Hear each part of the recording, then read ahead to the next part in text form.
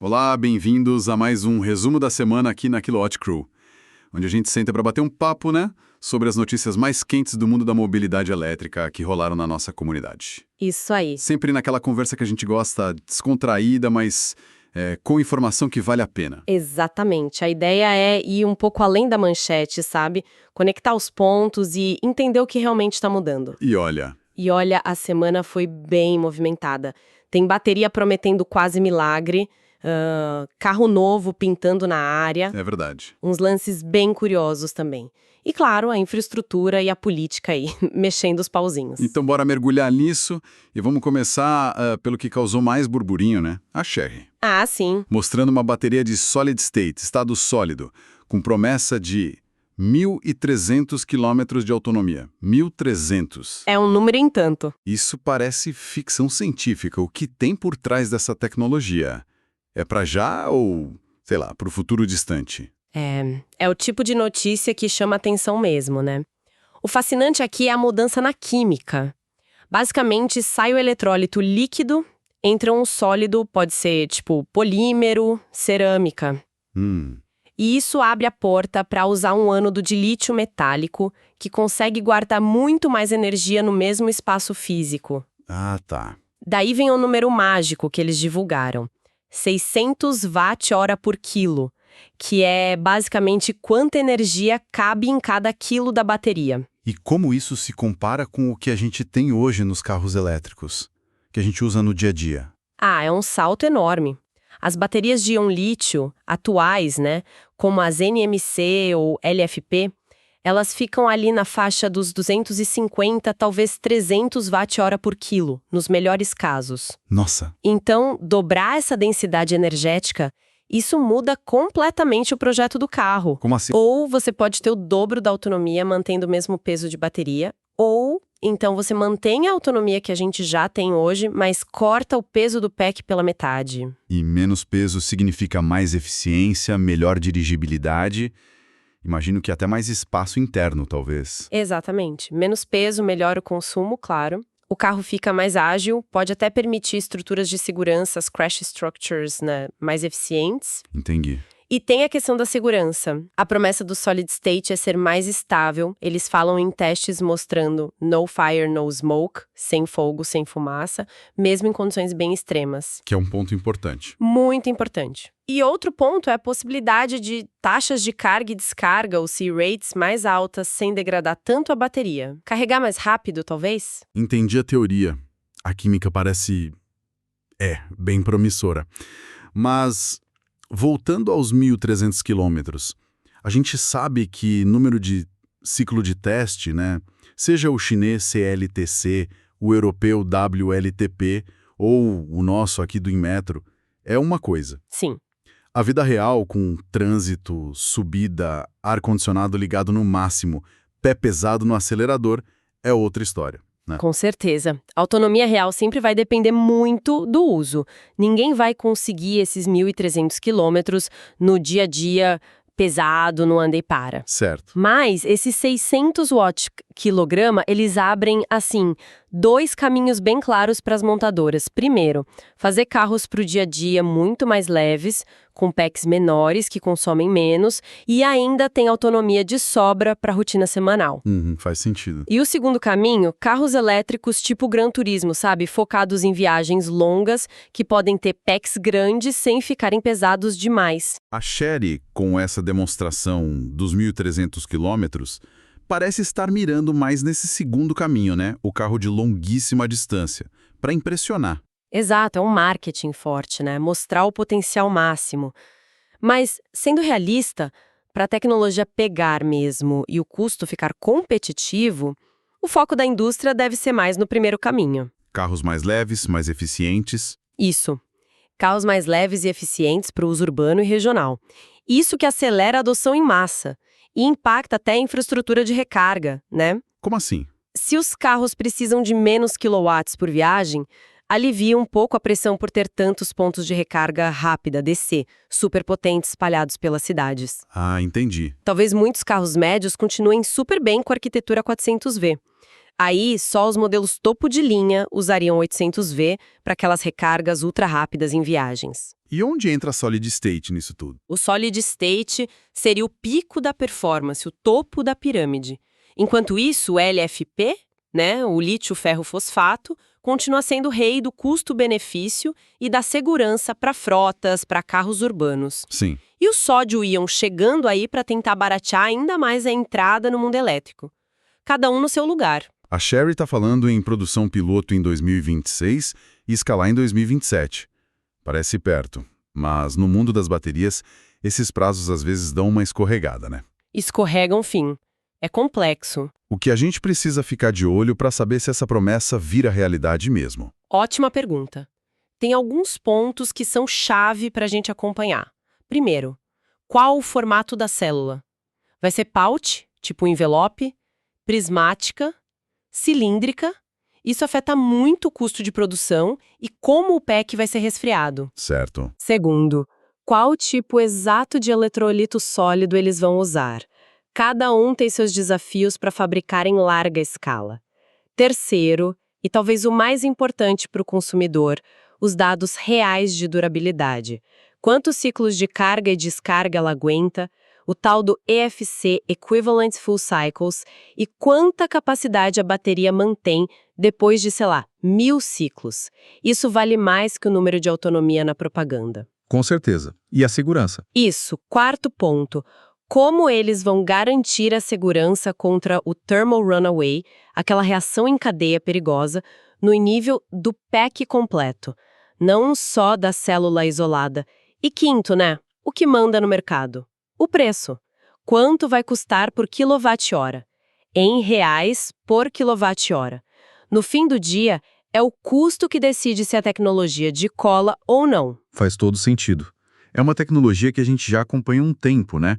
Lembro até de um artigo nosso lá na Kilowatt Crew, o Química em Movimento, que detalhava essa evolução toda. Sim, é uma jornada longa. A gente saiu do chumbo ácido, passou pelo níquel hidreto metálico, o NMH, e hoje a gente domina bem a família íon-lítio. Exato. Tem as químicas NMC, NCA buscando sempre mais densidade de energia, o LFP focando em durabilidade, segurança e custo mais baixo, e até o LTO para nichos que precisam de recarga ultra rápida. Cada uma com seu ponto forte. Exato. Cada uma tem seu espaço. E quem gerencia tudo isso é o BMS, o Battery Management System. Ele é o cérebro da bateria, né? Cuida do estado de carga, o SOC, que a gente vê no painel, e da saúde da bateria, o SOH, ao longo do tempo. E até a forma de montar o pack evoluiu, com Cell-to-Pack e agora até Cell-to-Chassis integrando a bateria direto na estrutura do carro. O Solid State é só o próximo capítulo dessa história toda. Falando em carros que usam tecnologias mais pé no chão, digamos, como o LFP, a Geely confirmou que vai trazer o EX2 para o Brasil em novembro. Opa! Notícia boa! Ele chega com essa promessa de ser um elétrico mais acessível, o que a gente já sabe sobre ele. Então, o EX2, que lá fora na China chamam de Xingyuan, é um hatch compacto, um BEV, Battery Electric Vehicle puro. A engenharia dele parece toda voltada para ser leve e eficiente na cidade, sabe? Pelo que foi divulgado, deve vir com duas opções de motor, um mais tranquilo, de 58 kW, e outro um pouco mais esperto, de 85 kW. E também duas opções de bateria LFP. Uma na casa dos 30 kWh e outra perto dos 40 kWh. E isso se traduz em que tipo de autonomia, mais ou menos? A estimativa, se a gente olhar para o ciclo WLTP, que é um pouco mais realista que o chinês para nós, fica entre 250 e 350 quilômetros, dependendo da versão da bateria. Para a cidade, tá ótimo. Na semana. E a recarga rápida DC promete de 30% a 80% em cerca de 20 e poucos minutos. Tempo de tomar um café. Exato, tempo de tomar um café e esticar as pernas numa parada. A escolha do LFP faz todo sentido para um carro de entrada, né? Mais seguro termicamente, dura mais ciclos, custo de produção menor. Exatamente, é a escolha estratégica para esse segmento de volume. A arquitetura é 400 volt, padrão para a categoria. O BMS e o sistema de refrigeração são pensados para o uso diário, com recargas frequentes, sem aqueles sustos tipo lithium plating, que é aquela deposição de lítio na carga rápida em dias muito frios, que pode degradar a bateria mais rápido. Certo. Ele chega para brigar direto com o pessoal que já está forte aqui. BYD Dolphin, Dolphin Mini, GWM Hora 03. O que o consumidor que está pensando em comprar um elétrico nessa faixa deve observar quando o X2 chegar nas lojas? A briga vai ser boa, hein? O trunfo do EX2 parece ser buscar um bom equilíbrio geral. Custo total de uso, energia barata, manutenção mais simples, um espaço interno decente para o tamanho dele e uma experiência de recarga sem muita dor de cabeça. Que é importante. Fundamental. Para quem roda mais na cidade, a autonomia deve cobrir a semana tranquila, principalmente se tiver como carregar em casa com AC, corrente alternada, naqueles carregadores de 3,7 ou 7,4 kW. E para viajar? Viagens curtas são possíveis, planejando bem as paradas em carregadores DC na estrada. No lançamento, o que vai ser crucial olhar é, primeiro, claro, o preço final e as versões que vão oferecer aqui. Sempre o preço. Sempre. Segundo, a compatibilidade total com a nossa rede de carregadores CCS2 e a clareza nos aplicativos de recarga, para saber onde carregar e quanto vai custar. Terceiro, a garantia da bateria. Isso é fundamental. E se vai ter atualizações de software pela nuvem, o OTA, Over the Air. E o pós-venda? Isso. Quarto ponto, a estrutura de pós-venda da Geely, que ainda está começando a se estabelecer no Brasil de novo. Pós-venda é chave para dar confiança para o comprador, né? Com certeza, pós-venda ainda é um ponto bem sensível para essas marcas mais novas por aqui. Agora, mudando completamente de assunto, mas ainda falando de carro. Essa notícia me pegou de surpresa. A Honda mostrou um protótipo, o Super One, um elétrico compacto que simula um câmbio manual de 7 marchas. Como assim? É uma ideia, no mínimo, curiosa.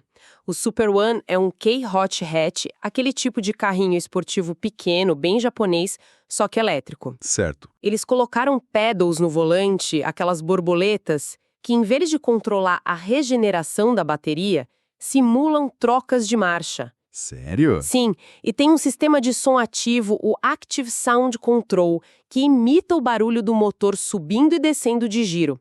E até um modo boost para dar mais resposta. A proposta deles é trazer de volta um pouco daquela sensação tátil, sabe? Do ritmo da troca de marcha, até da possibilidade de você errar a marcha. Coisas que quem gosta de dirigir às vezes sente falta nos elétricos, que são muito lineares, muito suaves. Mas peraí, não tem câmbio de verdade lá, né? É tudo software, imagino. Exatamente. Não tem embreagem, não tem engrenagem nenhuma. É pura programação. Quando você troca de marcha pelo pedal, o software ajusta como o motor elétrico entrega o torque, muda a sensibilidade do pedal do acelerador e a força da frenagem regenerativa, o RIDGEN. Ah, Cada marcha tem um comportamento diferente programado, e o som sintético acompanha essa lógica toda. O objetivo não é imitar perfeitamente um carro a combustão, mas dar uma textura diferente para a experiência de dirigir um carro elétrico. Confesso que eu acho meio gadget, meio brinquedo. Qual a vantagem prática disso se o motor elétrico já tem torque instantâneo e não precisa de marcha para ser rápido? Não é só para quem tem saudade do carro antigo? Pode parecer só um brinquedo à primeira vista, mas a aposta da Honda é interessante. Primeiro, diferencia o carro deles.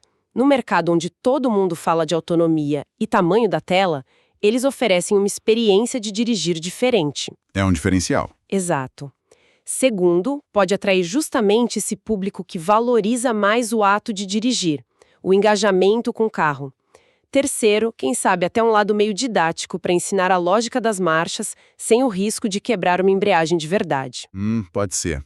E a base do carro continua simples, motor elétrico, bateria compacta, provavelmente arquitetura 400 volts. É tratar o carro como uma plataforma de software, onde a experiência do usuário pode ser customizada. É uma ideia ousada, vamos ver se pegar no mercado. Ousadia não falta mesmo. Mas para esses carros todos, os super eficientes, os que simulam marcha, os que estão chegando agora poderem rodar, a gente precisa de tomada. E aí entra a infraestrutura, né? Fundamental. Uma notícia importante nessa área foi a GreenV sendo homologada pelo BMW Group para instalar os wallboxes, os carregadores residenciais, das marcas BMW e Mini aqui no Brasil. Qual o peso disso para o mercado? Olha, é um movimento importante porque traz mais confiança para o consumidor final. Essa homologação significa que a instalação daquele carregador na casa da pessoa vai seguir padrões técnicos bem rigorosos. As normas da ABNT, né, NBR 7019, 5410. Segurança em primeiro lugar. Exato, com segurança garantida, tipo ART, seguro, e um processo que eles prometem ser rápido, menos de uma semana entre a visita técnica e a instalação concluída.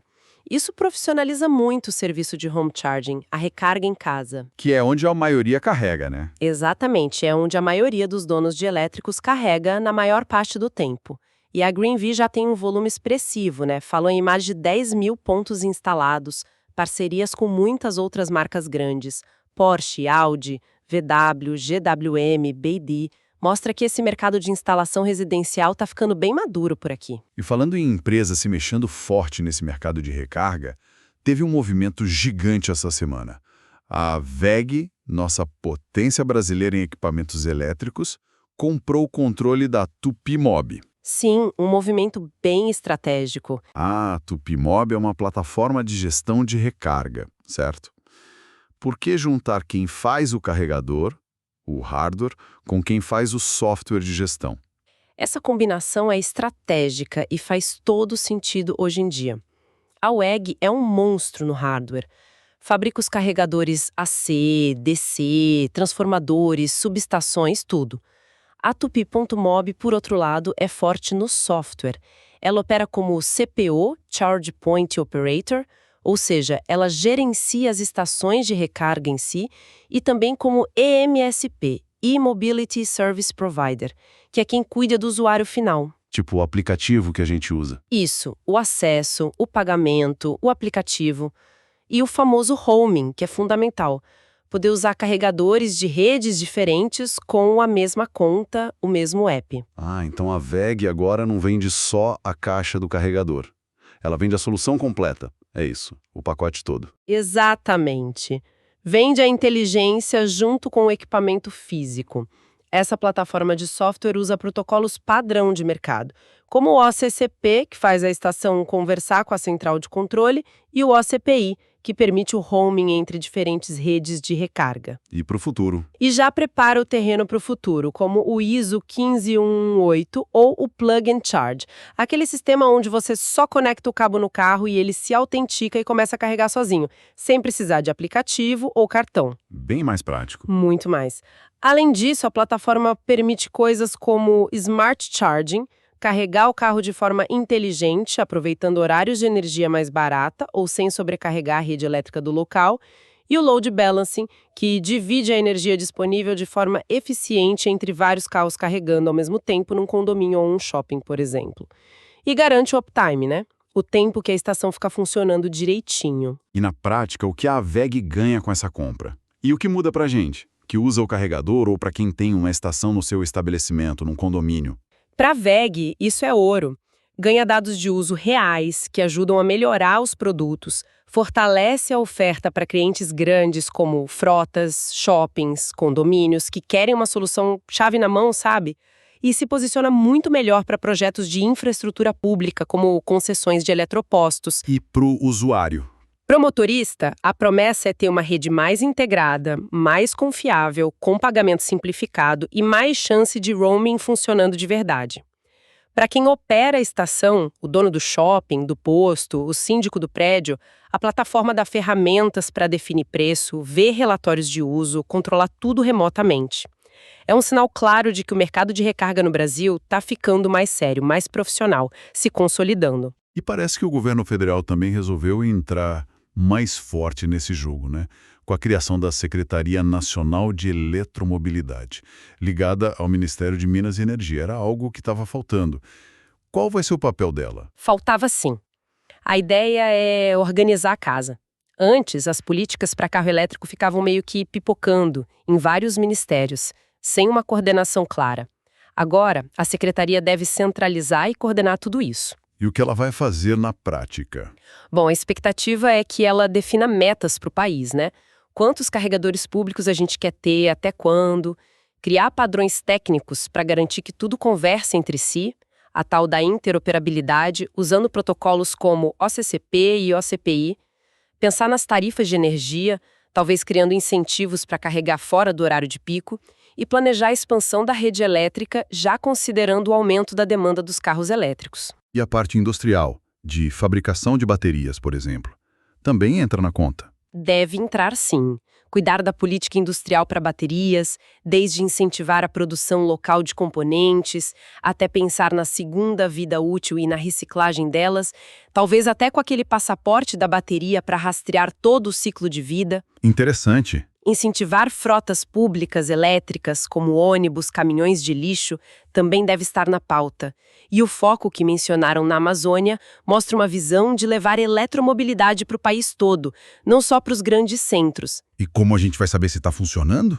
Para a gente acompanhar se está funcionando de verdade, vai ser muito importante eles publicarem dados claros e transparentes. Qual o uptime médio das estações públicas? Qual o custo real do quilowatt na e-carga pública em diferentes regiões?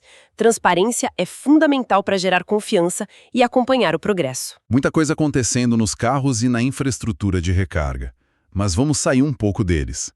Uma dúvida que sempre aparece, ainda mais aqui no nosso clima tropical, que às vezes desaba o mundo em água: moto elétrica pode pegar chuva? Ah, essa é clássica. O pessoal tem muito medo de dar curto-circuito, de estragar tudo. Como fica? Ótima pergunta, super comum mesmo. E a resposta curta e direta é: sim, pode.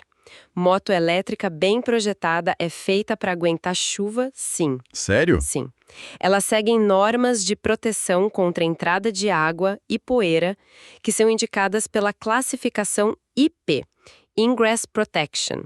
É bem comum a gente ver motos e scooters elétricas com classificação IP65 ou IP67. E o que significam esses números aí, IP65 e IP67? Traduz pra gente. De forma bem simples, IP65 significa que ela está protegida contra jatos d'água fortes. Pensa numa chuva bem pesada vinda de qualquer direção. Já o IP67 é ainda mais resistente, aguenta até imersão temporária em água, tipo passar numa poça um pouco mais funda sem dar problema. Ah, bom saber. Os componentes principais, o motor elétrico, o controlador, a bateria, são selados, encapsulados para impedir a entrada de água. Tem sistemas de isolamento elétrico, monitoramento. Além disso, a moto elétrica não tem sistema de admissão de ar para o motor, nem escapamento, que são pontos bem vulneráveis à entrada de água na moto a combustão. Faz sentido. Claro, né? Não é para sair por aí atravessando enchente. Bom senso sempre vale para qualquer veículo. Mas para a chuva do dia a dia, a engenharia moderna das elétricas garante a segurança sim. Pode rodar tranquilo. Bom saber, isso tranquiliza bastante gente que pensa em ter uma moto elétrica para usar todo dia. E para fechar nossa rodada de novidades aqui, tem uma e-bike que parece que saiu de um filme de ficção científica, a TMB da Alsu, uma marca que, pelo que eu li, tem ligação com a Rivian, aquela das picapes elétricas. Ah, essa é bem interessante. O que ela tem de tão especial assim? A TMB é quase um transformer sobre duas rodas. Eles nem chamam só de bicicleta, chamam de plataforma modular. O quadro base dela pode receber diferentes acessórios na parte de cima, os top frames. Aí você muda a função da bike. De uma bike urbana normal, ela vira uma cargueira, tipo long tail, ou uma cruiser mais estilosa para passeio. Tudo com encaixe rápido. Que legal. O guidão, o cockpit, tem uma tela de 5 polegadas, trava por NFC, aquele sistema de aproximação, mas a grande sacada tecnológica mesmo é o sistema pedal-by-wire. Pedal-by-wire. Como assim pedal por fio? É isso mesmo. Você pedala, mas o seu pedal não está mecanicamente ligado direto à roda traseira. O seu esforço no pedal aciona um gerador. A energia que você gera, somada à da bateria, vai para um motor elétrico dedicado, que aí sim move a roda traseira, geralmente por uma correia silenciosa, tipo da Gates. Nossa, que diferente. Que nem acelerador drive-by-wire em carro. Exatamente. A lógica é parecida. Isso permite um controle muito mais preciso da assistência do motor, da regeneração de energia, regen na hora de frear ou descer uma ladeira, e permite fazer calibrações super finas via software, igualzinho num carro elétrico mais avançado. A sensação de pedalar pode ser totalmente ajustada. E o resto da bike acompanha essa tecnologia toda? Bateria, freio? Aparentemente, sim. A bateria tem uma qualidade de construção de nível automotivo, segundo eles, é removível, o que é ótimo, e ainda funciona como power bank, com saída USB-C para carregar o celular, por exemplo. Prático. Prometem uma autonomia de até 160 km, o que é bastante para uma e-bike, um torque que eles falam de 160 Nm, que é brutal para uma bicicleta, assistência classe 3, que é um padrão americano que ajuda em velocidades mais altas, acima dos 32 km por hora. Uau! Tem freio ABS combinado com a regeneração Regen, acelerador manual, throttle, para quem quiser usar, sistema antifraude que pode até bloquear a bike remotamente se ela for roubada, e o principal diferencial que eles estão batendo na tecla, a promessa de um serviço de manutenção numa rede com padrão automotivo, com SLA, acordo de nível de serviço. Uau! É praticamente um veículo elétrico leve em forma de bicicleta. Mas eu imagino que o preço deve acompanhar essa tecnologia toda, né? Deve ser cara. Com certeza.